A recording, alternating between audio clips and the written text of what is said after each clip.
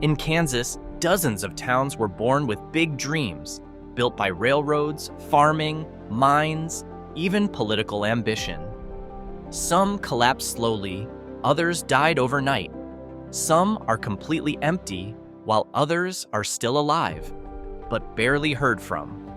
In this list, we will trace 15 towns in Kansas that became ghost towns, near ghost towns, or places on the edge of abandonment. This is not empty storytelling. It is backed by population data, income trends, and real historical facts. Every town has its own reason for being left behind, and not all of them were caused by disaster. This is not about old buildings. This is about towns abandoned by people and by time.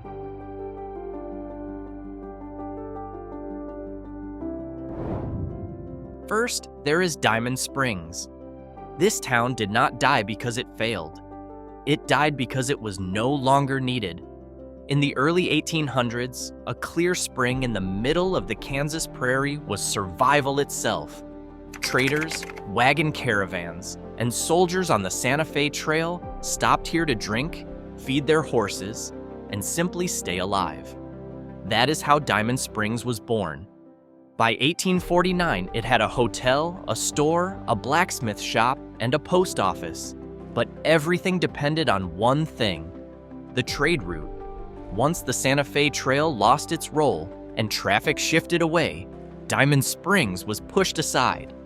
A pro-Confederate guerrilla attack in 1863 sped up its collapse, destroying buildings and cutting off visitors.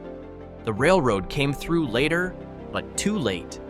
By 1910, only 27 people remained. The post office closed in 1930 and the town was done. Today, Diamond Springs has no income, no permanent population, only the spring still running, as if remembering the time this place once mattered.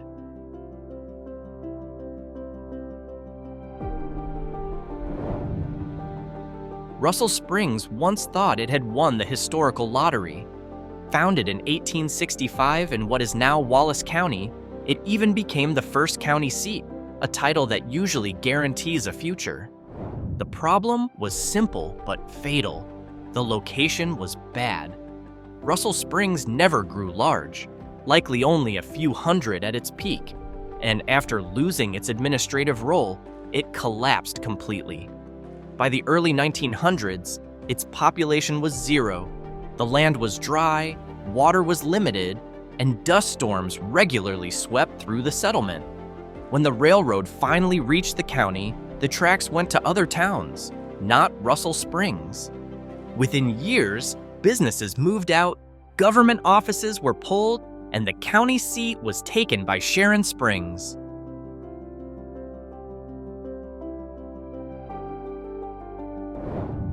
Quindaro did not fall because it was poor, hit by disaster, or placed in the wrong spot. It fell because it was too idealistic for its time. Quindaro was built as an anti-slavery port town. While Missouri was a slave state, Quindaro became a safe entry point for free black people and abolitionist settlers into Kansas. The town grew fast. Hotels, docks, schools, churches, and businesses rose quickly. Even Freedmen's University was founded here, an early path to education for formerly enslaved people. But after the Civil War, the political map changed. The railroad chose Kansas City, not Quindaro. Trade moved, money stopped flowing, and idealism was not enough to keep an economy alive. Its population, once a few hundred strong, slowly vanished by the end of the 1800s.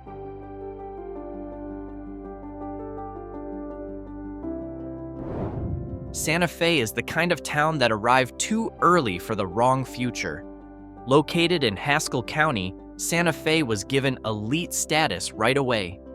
The county seat, a courthouse, hotels, stores, and a post office popped up as if the town was guaranteed to last.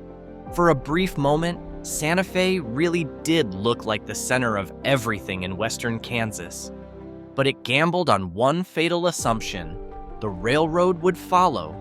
The railroad did arrive, just not there. The line stopped in Sublette, a new town built on steel and train schedules. Within a few years, Santa Fe's businesses moved out, the people followed, and its county seat status was stripped without mercy. Santa Fe's population, once a few hundred strong, crashed fast. The post office closed in 1926, marking the town's official end.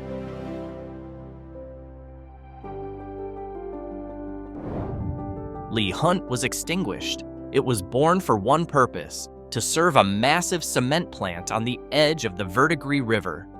This was not a pioneer dream, it was an industrial project. Homes, shops, a hotel, a school, and a post office were built fast because there was one certainty: the factory machines kept turning. At its peak around 1905 to 1910, LaHunt held a few hundred residents, almost all workers and their families. The town's income depended entirely on cement. No diversification, no backup plan. When the plant went bankrupt and shut down in 1914, the town instantly lost its reason to exist. Today, LaHunt has no population and no income. All that remains are a collapsed smokestack and factory foundations in the woods, a reminder that a town living off one machine will die the moment that machine stops.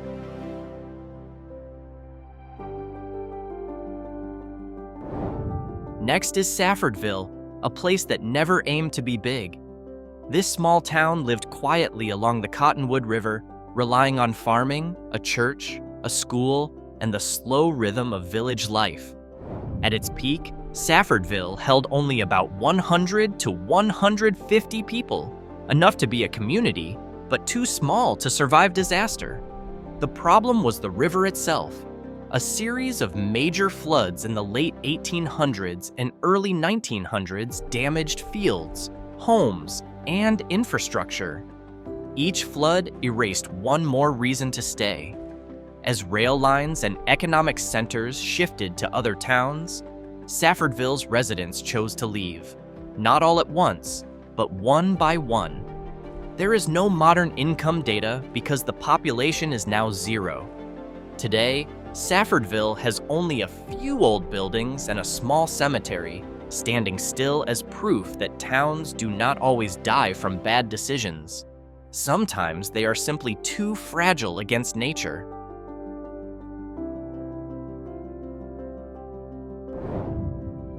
Valley Brook is the kind of town that once existed, then stopped being spoken of.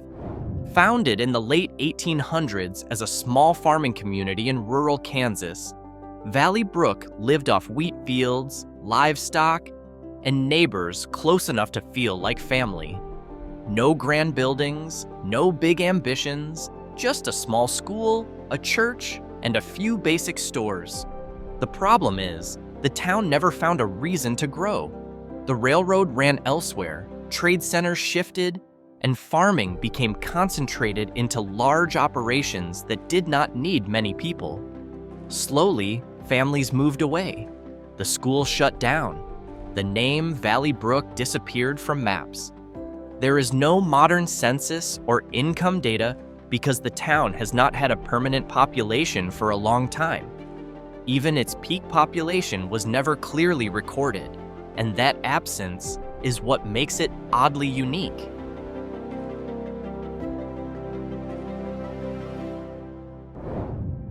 Viola did not die, but it never fully lived either. Located in Sedgwick County, Viola is a small town that almost slips out of sight. It formed in the late 1800s as a farming community and once survived on wheat, livestock, and local routes nearby. Never big, never ambitious, Viola grew into a town that was simply enough. The decline came slowly. As farming became more mechanical and jobs disappeared, the younger generation left. The town did not collapse. It shrank. According to the 2020 census, Viola has only 115 residents, a number that keeps falling compared to earlier decades. The median household income sits in the mid-$50,000 range, enough to survive, but not enough to pull in new people. Today, Viola is often called a near-ghost town. Schools, stores, and public activity are limited.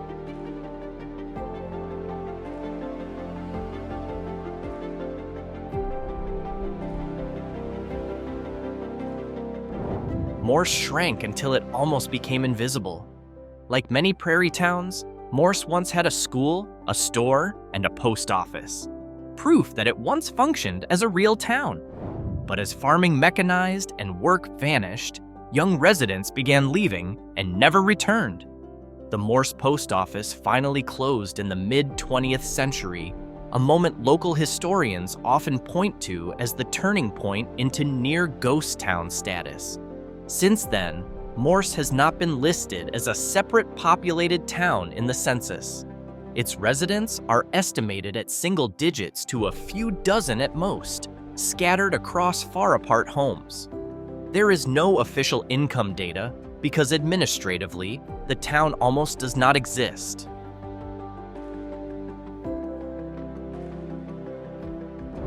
Bonita left without a goodbye. It appeared in the late 1800s as a small community at a rural road crossroads. It was never an ambitious town, just a few homes, farmland, and a post office that ran briefly from the late 1890s into the early 1900s. Bonita lived on local rhythm, farming, trading goods, then heading home before dark. The problem was simple. There was no reason to stay. The railroad did not stop here. Industry never came. While other parts of Johnson County grew through access and jobs, Bonita fell behind. Once the post office closed, the town's purpose disappeared, and people slowly moved toward places with real life left in them. There is no modern census, no income data, because the population is now zero. The unique part is that Bonita barely even left physical ruins behind.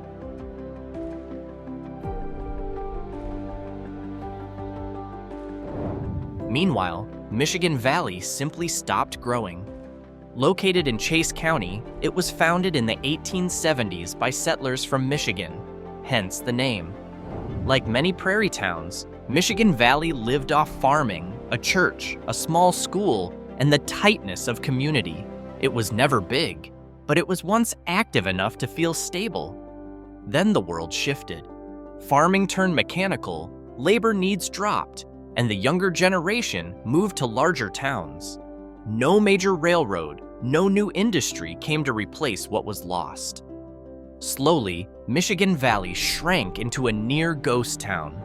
Based on local estimates and county records, the population is now only a few dozen people, scattered across far-apart homes. There is no city-specific income data. For comparison, Chase County's median household income sits around $55,000 US.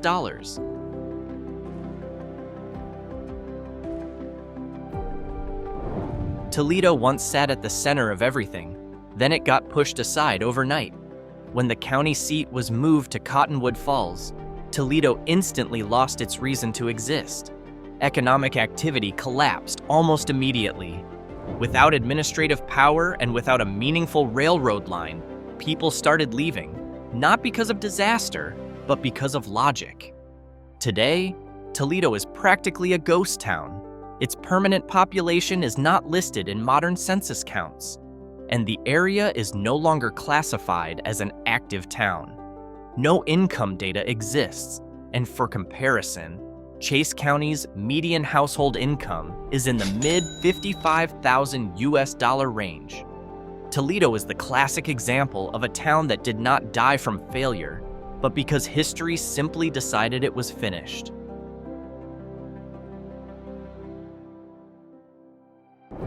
Coldwater is not a ghost town, but it often feels like a town waiting its turn.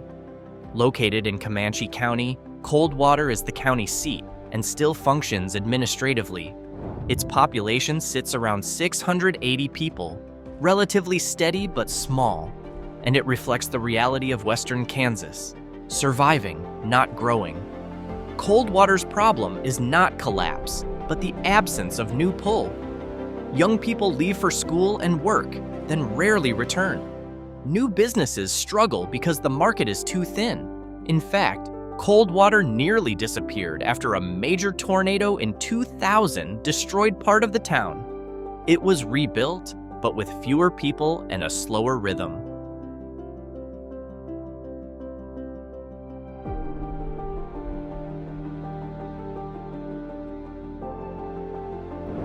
Englewood is a town that still exists on paper, but barely exists socially. Located in Clark County, Englewood once lived as a late 1800s farming frontier town. It had stores, a school, a church, and enough local movement to feel like a community. Then everything shrank. Modern farming reduced labor needs. The distance to economic centers was too far, and young people left with no plan to return. No replacement industry arrived, no railroad came to save it. According to the 2020 US Census, Englewood's population is only around 70 people, making it one of the quietest towns in Kansas. Median household income sits below the state average, reflecting an economy that survives at minimum levels, not one that grows. Many homes are empty, some buildings are abandoned, and public activity is extremely limited.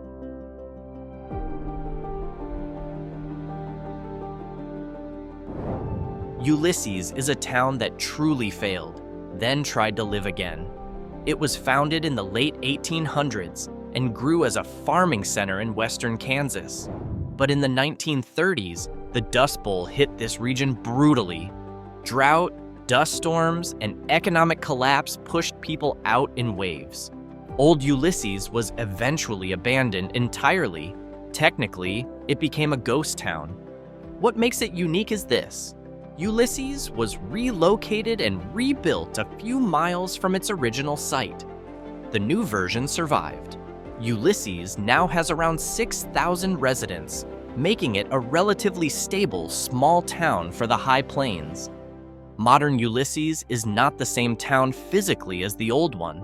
The ghost town still exists, buried at the original location, while the town today lives on top of its past failure.